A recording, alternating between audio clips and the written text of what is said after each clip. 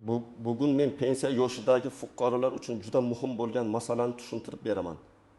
Ayrim muassasalarga endi avvalgidek bemalol kirib borish mumkin emas. Bu xabar ko'pchilikni xavotirga solyapti. Chunki odamlar endi pensionerlarni umuman kiritishmaydimi? Pensiyamni olish uchun ham eshikdan qaytarishadimi? Kasalxonaga, bankka yoki davlat idorasiga bora olmaymanmi degan savollar bilan murojaat qilishyapti. Men bu masalani oddiy tilda kimga taalluqli, kim xavotir olmasligi kerak, qaysi holatda eshikdan qaytarish qonuniy, qaysi holatda esa shikoyat qilish kerakligini batafsil tushuntiraman. Ma'lumot sizning oilangizdagi ota-onangiz, bobo-buvingiz, qo'shningiz yoki o'zingiz uchun juda muhim. Hozir kanalga obuna bo'ling, videoga like bosing, chunki bunday tushuntirishlar ko'p odamni ortiqcha sarsonlikdan saqlaydi. Avvallar ko'p pensionerlar davlat idorasi, bank, poliklinika, ijtimoiy xizmat markazi yoki boshqa muassasaga borib, navbatga turib, mas'ul xodim bilan yuzma-yuz gaplashib ishini bitirardi. Masalan, pensiya qayta hisob kitobi kerak bo'lsa, odam pensiya jamg'armasi bo'limiga borardi. Plastik kartasi ishlamay qolsa, bankka kirardi. Subsidiya, nafaqa, moddiy yordam yoki kommunal imtiyoz bo'yicha savol bo'lsa, mahalla yoki ijtimoiy xizmat organiga murojaat qilardi. Ko'pchilik hujjatini sumkasiga solib, borib tushuntirib beraman, biror xodim yo'l ko'rsatadi deb odatlangan edi. Endi esa ko'plab muassasalarda kirish tartibi qat'iylashdi. Bu pensionerlarni kiritmaslik degani emas. Lekin ayrim joylarda maqsadsiz, navbatsiz, oldindan yozilmasdan, hujjatsiz yoki ruxsatnomasiz kirishga chek qo'yilmoqda. Ayniqsa ichki tartib kuchli bo'lgan joylar, arxiv xonalari, kassalar, xizmat ko'rsatish zallari, tibbiyot muassasalarining ayrim bo'limlari, banklarning operatsion hududlari, davlat idoralarining yopiq qismi va ijtimoiy obyektlarning nazoratli hududlari bo'yicha talablar kuchaygan. Men buni shunday tushuntiraman.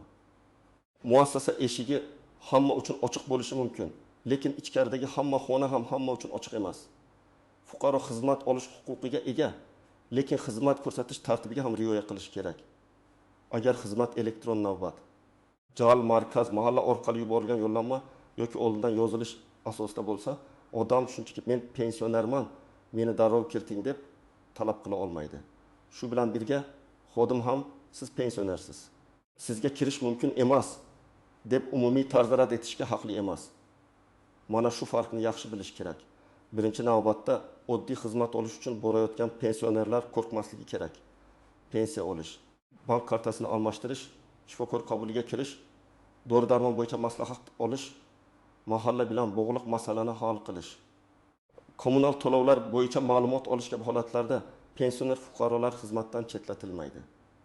Hech bir muassasa faqat yosh sababli odamni xizmatdan mahrum qilishi mumkin emas. Yosh bo'yicha kamsitish qonuniy asosga ega emas, lekin xavotir olishi kerak bo'lgan guruh ham bor. Bular avvaldan yozilmasdan hujjatsiz, ichkariga kirib boshliq bilan gaplashaman deb boradiganlar. Masalan, bir pensioner bankka borib, karta ishlamayotganini aytadi. Agar u mijozlar zaliga kirib navbat olsa, pasporti va kartasini ko'rsatsa, xodim unga xizmat ko'rsatadi. Ammo u kassaning ichki qismiga o'tmoqchi bo'lsa, xodimlar ishlaydigan xonaga kirib ketsa yoki men o'zim bilgan odamni topaman deb xizmat zonasidan tashqariga o'tmoqchi bo'lsa, uni to'xtatishadi. Bu pensioner bo'lgani uchun emas, xavfsizlik va ichki tartib sababli bo'ladi. Yana bir misol, 38 yoshli ayol pensiyasi kam hisoblangan deb o'ylaydi. Avvallari u tuman bo'limiga borib, eshik oldida kutib, mutaxassisga kirishga harakat qilgan.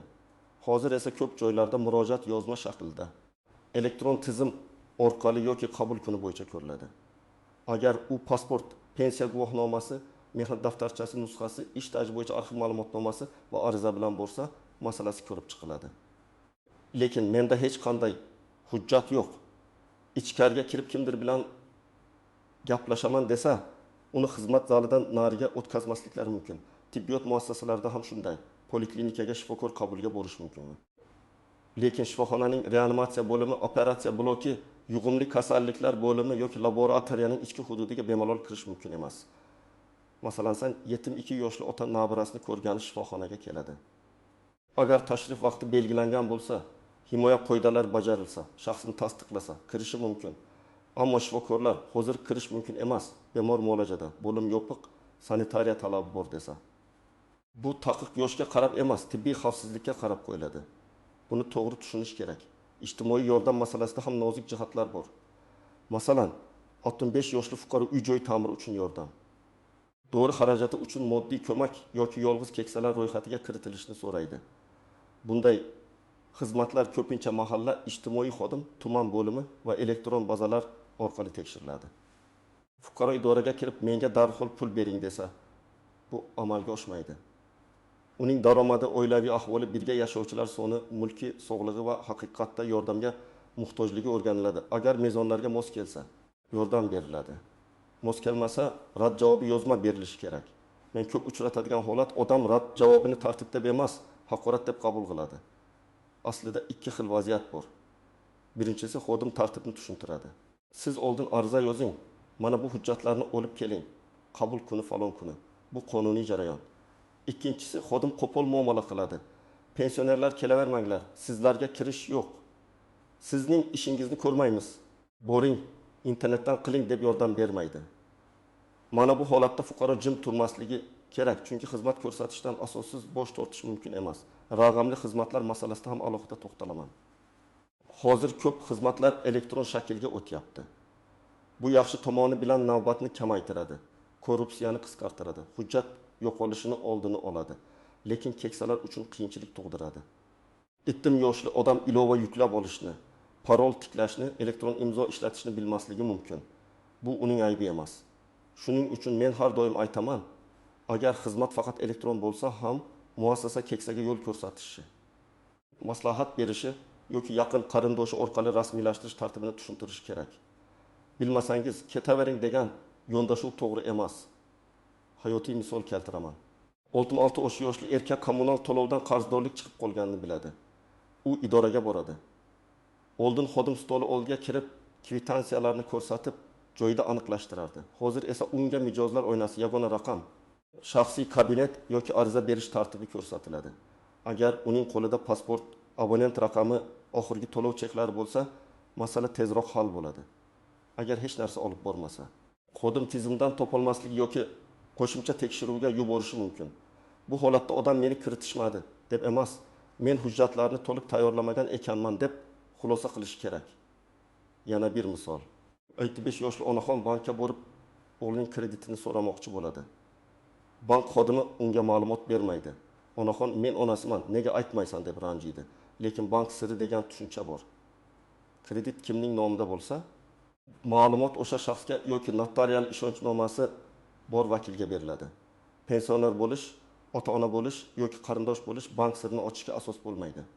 Demak, ayrim kiritilmaydi degan holatlar aslida maxfiylik va shaxsiy ma'lumotlarni himoya qilish bilan bog'liq. Eng muhim istisno shuki, favqulodda holatda pensionerni qaytarib yuborish mumkin emas. Agar odamning sog'lig'i yomonlashgan bo'lsa, bosimi ko'tarilgan, hushidan ketayotgan, yuragi og'riyotgan yoki tez tibbiy yordam kerak bo'lsa, qabul kuni emas deb turish noto'g'ri. Tibbiy yordam zarur bo'lgan vaziyatda birinchi navbatda inson hayoti muhim. Shifoxona yoki poliklinika xodimlari kamida birlamchi yordam ko'rsatishi, tez yordam chaqirishi yoki navbatchi shifokorga yo'naltirishi kerak. Ikkinchi istisno, nogironligi bor yoki harakatlanishi qiyin bo'lgan pensionerlar. Agar odam mustaqil yurishi qiyin bo'lsa, ko'zi yaxshi ko'rmasa, eshitishi past bo'lsa, muassasa unga imkon qadar qulay sharoit yaratish kerak. Bu alohida eshikdan kiritish, navbatni yengillashtirish, hujjatni o'qib berish, ariza yozishda yordam berish yoki ijtimoiy xodim orqali xizmat ko'rsatish bo'lishi mumkin. Bunday odamni navbatga turing. Bilmasangiz o'zingizdan ko'ring deb tashlab qo'yish insoniylikka ham, xizmat madaniyatiga ham zid. Uchinchi noziklik, ruxsatnoma talab qilinadigan muassasalar, harbiy qism, yopiq arxiv, sud binosining ayrim hududlari, prokuratura yoki ichki ishlar organlarining xizmat xonalari, bank kassasi ortidagi zona, maktab va bog'chalarning bolalar hududi kabi joylarga hamma ham kira olmaydi. Masalan, pensioner nabayrasini bog'chadan olib ketmoqchi bo'lsa, oldindan ro'yxatda bo'lishi, shaxsni tasdiqlashi va ota-onaning ruxsati bo'lishi mumkin. Aks holda bog'cha xodim bolani bermasligi to'g'ri. Bu pensionerga hurmatsizlik emas, bolaning xavfsizligi. 4-noziklik. Qabul kunlari. Ko'p rahbarlar fuqarolarni belgilangan kun va soatda qabul qiladi. Pensioni har kuni borib, rahbar hozir chiqsin deb talab qilsa, bu har doim ham bajarilmaydi. to'g'ri yo'l kotibiyatga murojaat qilish. Qabul daftariga yozilish, ariza qoldirish, javob muddati haqida ma'lumot olish. Agar masala shoshilinch bo'lsa, buni arizada aniq yozish kerak. Masalan, men yolg'iz yashayman, dori-darmon xarajatim oshgan, pensiyam yetmayapti. Ijtimoiy o'rganish o'tkazishingizni so'rayman deb yozilsa, murojaat mazmunli bo'ladi. 5-noziklik, vositachilar va firibgarlar. Tartiblar o'zgarganda bundan foydalanadigan odamlar ko'payadi. Sizni ichkariga kiritishmaydi. Men tanish orqali hal qilib beraman. Pensionerlar ro'yxatga tushmasa pul olmaydi. Menga pasportingizni bering, bank kartangizni menga bering, pensiyangizni tekshirib beraman degan gaplarga ishonmang. Hech kimga bank kartangiz pin kodini, SMS kodini, pasportingiz nusxasini beyo'da bermang. Rasmiy xizmat uchun rasmiy ariza, rasmiy kvitansiya va rasmiy javob bo'lishi kerak. 6-noziklik, og'zaki rad javobi. Ko'p odam eshik oldida qaytariladi va uyiga ketadi. Keyin meni kiritishmadi deydi, lekin qo'lida hech qanday dalil bo'lmaydi. Agar siz xizmat olish uchun borgan bo'lsangiz va sizni asossiz qaytarishsa, xotirjam ohangda iltimos, rad etish sababini yozma ko'rinishda bering yoki murojaatni ro'yxatga oling deb ayting. Yozma murojaat ro'yxatga olingandan keyin idora javob berishga majbur bo'ladi. Og'zaki gap esa ko'pincha havoda qolib ketadi. Endi men pensionerlar va ularning farzandlariga aniq nima qilish kerakligini aytaman. Birinchidan, muassasaga borishdan oldin maqsadni aniq belgilang. Bir ko'rib kelaman deb emas, pensiyamni qayta hisoblatmoqchiman. Bank kartamni almashtirmoqchiman. Shifokor qabuliga yozilmoqchiman. Moddiy yordam so'ramoqchiman deb boring. Maqsad aniq bo'lsa, hujjat ham aniq tayyorlanadi, xodim ham sizni to'g'ri yo'naltiradi. Ikkinchidan, doim asosiy hujjatlarni olib yuring. Pasport yoki ID karta, pensiya guvohnomasi, bank kartasi, telefon raqamingiz, kerakli to'lov cheklari, tibbiy hujjatlar, mehnat staji bo'yicha ma'lumotlar, ariza nusxasi va oldingi javob xatlari siz bilan bo'lsin. Agar boshqa odam nomidan borsangiz, notarial ishonchnoma kerak bo'lishi mumkin. Men otasiman, men qiziman, men qo'shnisiman degan gap har doim yetarli bo'lmaydi. Uchinchidan, arizani to'g'ri yozing. Arizada kimga murojaat qilayotganingiz, ismingiz, manzilingiz, telefon raqamingiz, muammoning mazmuni, nimani so'rayotganingiz aniq bo'lsin. Masalan, mening pensiyam miqdorini qayta ko'rib chiqishingizni, ish stajim bo'yicha arxiv ma'lumotlarini inobatga olishingizni va natijasi bo'yicha yozma javob berishingizni so'rayman. Yoki yolg'iz yashashim va sog'lig'im sababli ijtimoiy yordam masalasida uyimga kelib o'rganish o'tkazishingizni so'rayman. Bunday ariza aniq, tushunarli va ko'rib chiqishga qulay. 4-dan, har bir murojaatni ro'yxatdan o'tkazing. Arizaning 2-nusxasiga qabul qilingan sana, kirim raqami va qabul qilgan xodim belgisi qo'yilsa juda yaxshi. Elektron murojaat yuborsangiz, ro'yxat raqamini saqlab qo'ying. Telefon orqali gaplashsangiz, qaysi raqamga, qaysi kuni, taxminan soat nechada qo'ng'iroq qilganingizni yozib qo'ying. Bu shikoyat qilish kerak bo'lsa sizga yordam beradi. 5-dan, xodim bilan bahslashmang, lekin huquqingizdan ham voz kechmang. Men har doim pensionerlarga shuni maslahat beraman. Ovozni ko'tarmasdan, haqorat qilmasdan, men xizmat olish uchun keldim. Tartibni tushuntirib bering. Agar hozir kirish mumkin bo'lmasa, qaysi kuni, qaysi hujjat bilan kelishim kerakligini yozib bering deb ayting. Xotirjam odamning murojaati ko'proq natija beradi. Lekin xodim qo'pol muomala qilsa, ismini, lavozimini so'rang va yuqori tashkilotga shikoyat qiling. 6-dan, farzandlar ota-onasiga yordam berishi kerak. Ko'p pensionerlar elektron xizmatlardan foydalanishda qiynaladi. Farzandlar haftada bir marta ota-onasining bank SMS'larini, pensiya tushumini, kommunal qarzdorligini, shifokor qabulini tekshirib bersa, ko'p muammo oldi olinadi. Lekin bu yordam ishonchli bo'lishi kerak. Ota-onaning kartasidan ruxsatsiz pul yechish, ularning nomidan kredit olish, telefoniga kelgan kodlardan foydalanish og'ir oqibatlarga olib keladi. 7-dan, agar sizni muassasa ostonasidan asossiz qaytarishsa, quyidagicha harakat qiling. Avval rad etish sababini so'rang, keyin yozma ariza qoldiring. Ariza qabul qilinmasa, yuqori tashkilotning ishonch telefoniga qo'ng'iroq qiling. Zarur bo'lsa, xalq qabulxonasi, mahalla, tuman hokimligi, bankining bosh ofisi, sog'liqni saqlash bo'limi yoki tegishli nazorat organiga murojaat qiling.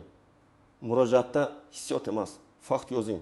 Qaysi kuni bordingiz, qaysi muassasa, kim sizni qaytardi, nima sabab aytildi, siz qanday xizmat so'ragan edingiz. 8-dan shoshilinch bo'lmagan masalada oldindan qo'ng'iroq qiling. Ko'p sarsonlik aynan oldindan tekshirmagani uchun bo'ladi. Masalan, bank kartasini almashtirish uchun qaysi filialga borish kerak? Pasport yetarlimi? Eski karta kerakmi? To'lov bormi? Navbat olish kerakmi? Bularni bilib oling. Shifokor qabuliga borishdan oldin qaysi kun, qaysi soat, qaysi mutaxassis ishlashini aniqlang. Pensiya masalasida qaysi hujjat kerakligini so'rang. Bitta telefon qo'ng'irog'i ba'zan 3 marta qatnashning oldini oladi. 9-dan eshikdagi qorovul yoki administrator bilan tortishuvga vaqt sarflamang. U ko'pincha faqat kirish tartibini bajaradi. Agar u sizni ichkariga kiritmasa, mas'ul xodimni chaqirishni so'rang. Menga xizmat ko'rsatish tartibini tushuntiradigan mutaxassis bilan gaplashishim kerak deb ayting. Agar baribir rad etilsa, voqeani yozib oling. Lekin janjal qilmang. Maqsad muammoni hal qilish, eshik oldida asab buzish emas. 10-dan har qanday taqiqning asosini so'rashdan uyalmang. Qaysi tartibga asosan kiritilmaydi? Men xizmatni qayerdan olaman? Qaysi hujjat bilan kelishim kerak? Yozma javob olsam bo'ladimi? degan savollar qonuniy va odobli savollardir. Xodim sizga yo'l ko'rsatishi kerak. Agar u tartibni tushuntira olmasa, bu muassasaning xizmat sifati bilan bog'liq muammo bo'lishi mumkin. Demak, pensionerlar uchun eng muhim xulosa shuki, sizni faqat pensioner bo'lganingiz uchun muassasaga kiritmasliklari mumkin emas. Lekin ichki tartib, xavfsizlik, maxfiylik, qabul kuni, elektron navbat, ruxsatnoma yoki hujjat yetishmasligi sababli ayrim joylarga kirish cheklanishi mumkin. Farq juda katta. Agar tartib qonuniy bo'lsa, unga rioya qilish kerak. Agar rad javobi asossiz, qo'pol yoki kamsituvchi bo'lsa, yozma murojaat qiling va shikoyat qiling. Men sizga tavsiya qilaman, muassasaga borishdan oldin maqsadni aniqlang, hujjatlarni tayyorlang, oldindan qo'ng'iroq qiling. Arizani yozma topshiring va har bir javobni saqlang. Shunda hech kim sizni eshikdan eshikka sarson qila olmaydi. Agar oilangizda pensionerlar bo'lsa, ularga bu tartiblarni tushuntiring, telefon, hujjat va elektron xizmatlarda yordam bering. Sizning hududingizda pensionerlarni qaysi muassasalarda qaytarishgan, qanday sabab aytishgan, muammo hal bo'lganmi yoki yo'qmi, albatta izohlarda yozing. Boshqa odamlar ham sizning tajribangizdan foyda oladi. Videoga like bosing, kanalga obuna bo'ling va yaqinlaringizga yuboring. Chunki bunday ma'lumotni bilgan odam o'z huquqini ham, tartibni ham to'g'ri himoya qiladi.